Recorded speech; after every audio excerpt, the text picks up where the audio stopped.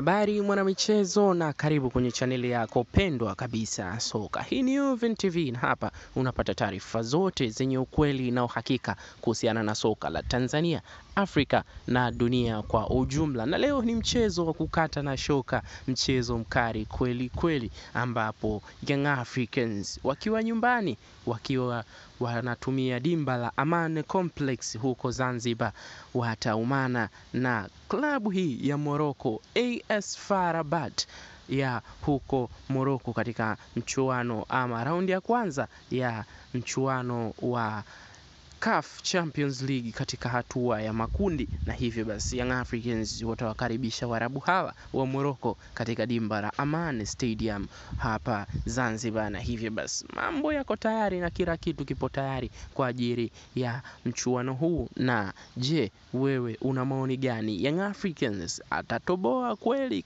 mbele ya hawa AS FAR Rabat?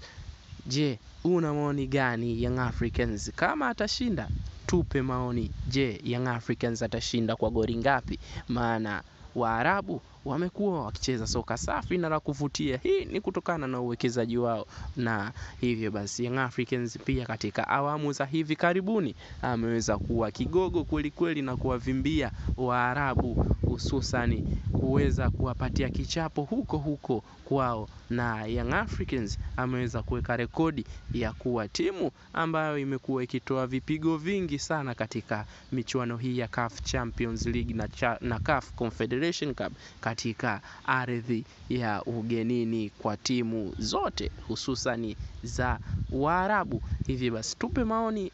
Je, Young Africans katika mchezo huu ataweza kutoboa kweli ama itakuwaje? Usisahau kusubscribe channel hii ili uwe karibu na taarifa zote zinazojiri kutoka hapa Zanzibar Amaan Complex.